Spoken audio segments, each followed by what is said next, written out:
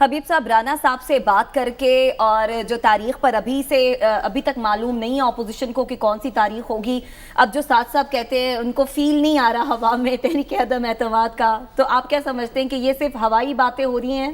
ہو کیا رہا ہے؟ کب آئے گی؟ تیاری بھی مکمل ہے یا نہیں؟ دیکھیے، یہ جو صورتحال ہے نا لمحہ بلمحہ بدلتی ہے، اور اس وقت آج کی اگر میں آپ کو صورتحال بتاؤں تو آج کی صورتحال یہ ہے کہ عمران خان کی حکومت کافی خطرے پہ، اور وہ خطرے کا لیول وہ جو تھا نا پہلے سبز سے نارنجی اور نارنجی سے لال، اب بات لال سے کہیں آگے بڑھ گئی ہے۔ تو اس لیے عمران خان صاحب کو آج ان کی جو تقریر بھی بتا رہی تھی وہ یہ بتا رہی تھی کہ ان کے پاس ایسی انفارمیشن ہے کہ ان کے پاؤں کے نیچے سے جو حکومت کا قالین ہے وہ رفتہ رفتہ کھنچتا چلا جا رہا ہے۔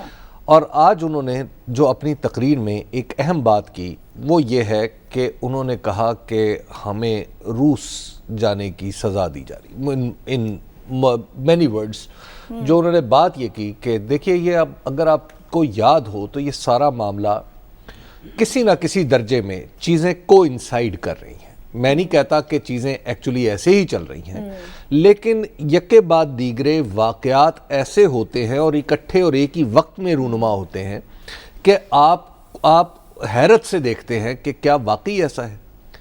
مثال کے طور پہ ہم نے دیکھا کہ جب سے ایبسولوٹلی ناٹ کی بات کی گئی تو اس کے بعد سے عمران خان کی پولیٹیکل مشکلات بڑھنا شروع ہو گئیں۔ اس کے بعد پھر آپ دیکھتے ہیں کہ گزشتہ ایک مہینے سے یہ بات بڑے باوثوق ذرائع سے کہی جا رہی تھی کہ عمران خان کی حکومت فلاں وقت میں نہیں رہے گی۔ آپ کو یاد ہوگا کہ اسی پروگرام میں آپ کو عرض کیا تھا کہ آئندہ چلتے ہوئے عمران خان کے لیے مشکلات بڑھتی چلی جائیں گی اور عمران خان کو الٹیمیٹلی ان کی حکومت سیریسلی تھریٹ میں ہے۔ If I remember آپ نے کچھ ایسی انہی مہینوں کا کچھ ذکر بھی کیا تھا۔ تو میں نے ان مہینوں کا عرض بھی کیا تھا آپ کو۔ بات یہ ہے، میں نہ وزیر اعظم ہوں نہ میں قائد حزب اختلاف ہوں، اس لیے میں الفاظ کی تلاش میں ہوں کہ کس طرح معافی الضمیر بھی بیان ہو جائے، ابلاغ بھی بات کا ہو جائے اور لوگوں کو پتہ بھی چل جائے۔ بات یہ ہے کہ جب وزیر اعظم کو یہ تقریر کرنے کی ضرورت پیش آ رہی ہے کہ خارجہ مسائل دراصل میری حکومت کے گرائے جانے میں اہم کردار ادا کر رہے ہیں، تو پھر ہم سب کو سوچنا چاہیے، اور ہم سب کو یہ سوچنا چاہیے کہ 1999 سے آن ورڈ ہماری سیاست کے مرکز ثقل وہ پاکستان سے باہر کیوں چلے گئے ہیں۔ آپ کا ایک وزیر اعظم یہاں پہ تھا اور پھر وہ سعودی عرب جاتا ہے اور پھر وہ لندن چلا جاتا ہے۔ آپ کی وزیر اعظم محترمہ بے نظیر بھٹو شہید، انہیں الٹیمیٹلی ملک چھوڑنا پڑتا ہے۔ آپ کے دوبارہ وزیر اعظم بنتے ہیں، وہ پھر ملک سے باہر جانا پڑتا ہے۔ شوکت عزیز ملک سے باہر چلے گئے وزیر اعظم رہ کے۔ آخر یہ کیا وجہ ہے کہ ہماری سیاست، اور پھر آپ کو پتہ ہے کہ یہاں پہ اسی لاہور ہم نے اسلام آباد میں اپنی آنکھوں سے لوگوں کو معاہدے لہراتے ہوئے دیکھا۔ ہم نے پھر یہ بھی دیکھا کہ آپ کا سابق صدر اور سابق سپہ سالار وہ دنیا کے ٹی ویوں پہ بیٹھ کے یہ کہتا ہے کہ میرے پاس پیسے جو ہیں وہ کسی بادشاہ نے دیے تھے یا کسی دوسرے ملک سے آئے تھے۔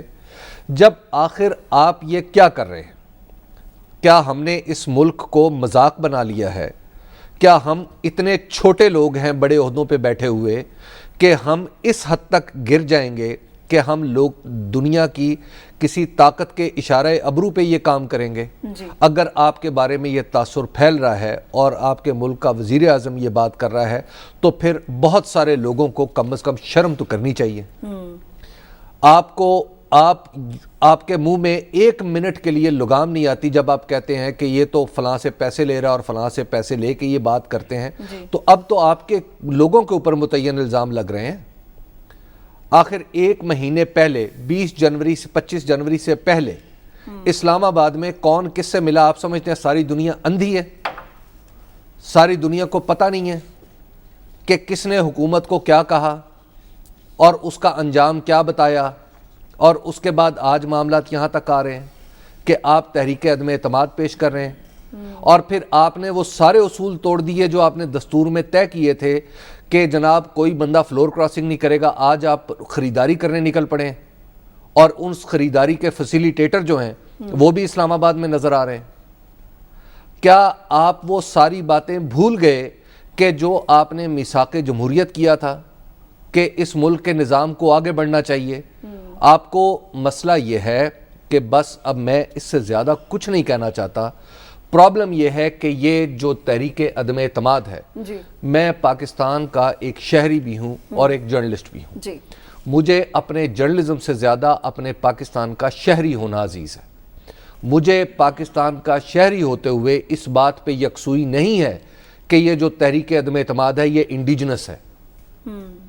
اس تحریک عدم اعتماد کے ڈانڈے اگر پاکستان کی سرحدوں سے اور ساحلوں سے باہر ہیں تو پھر ہم سب کو سوچنا چاہیے کہ کیا ایسا ہو رہا ہے. اگر ایسا ہو رہا ہے تو پھر ہم سب کو کم از کم اپنے گریبان میں منہ ڈالنا چاہیے اور یہ بھول جانا چاہیے کہ ہم کتنے بھی بڑے اکابر ہیں نا، ہم پاکستان سے بڑے نہیں ہیں. ہمارا کتنا بھی بڑا عہدہ ہے نا تو ہمارا وہ عہدہ پاکستان سے بڑا نہیں ہے. اور جہاں تک آپ کہہ رہے ہیں حکومت کی بات آپ کہہ رہی ہیں، تو حکومت از ان سیریس ٹربل. حکومت کی اسلام آباد میں اور بعض جگہوں پہ حکومت کی الٹی گنتی شروع ہو چکی ہے. اب یہ الٹی گنتی کا بعض لوگ تو آپ کو یقین سے بھی بتا سکتے ہیں کہ فلاں جگہ پہ کیا ہو رہا ہے اور فلاں جگہ پہ کیا ہو رہا ہے، لیکن مسئلہ یہ ہے کہ جو یہ الٹی گنتی کر رہے ہیں وہ قوم کو، عوام کو اور تاریخ کو اندھا نہ سمجھیں. یہ ساری چیزیں سامنے آئیں گی اور پھر وہ اور ان کے بچے منہ چھپاتے پھریں گے. لیکن پاکستان میں کسی کو کیا ہے؟ پاکستان میں پہلے بھی بہت ساری چیزیں آئی ہیں. لیکن خیر، مجھے میری مایوسی کے لیے اور اس مایوسانہ تھوڑی تقریر کے لیے میں معذرت چاہتا ہوں.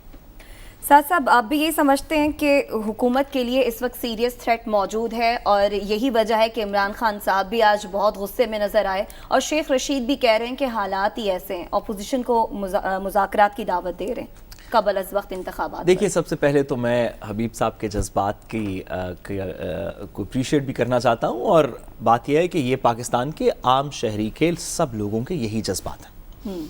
آپ کے سوال پہ آنے سے پہلے میں لیکن اس میں تھوڑا سا پیوند لگاتا چلوں کہ یہ پہلی دفعہ تو نہیں ہو رہا جس کے اوپر دکھ ہونا چاہیے. یہ پہلی دفعہ ہو رہا ہے کہ پاکستان کی حکومت کے فیصلے پاکستان کے ملک کی سرحدوں سے باہر ہو رہے ہیں.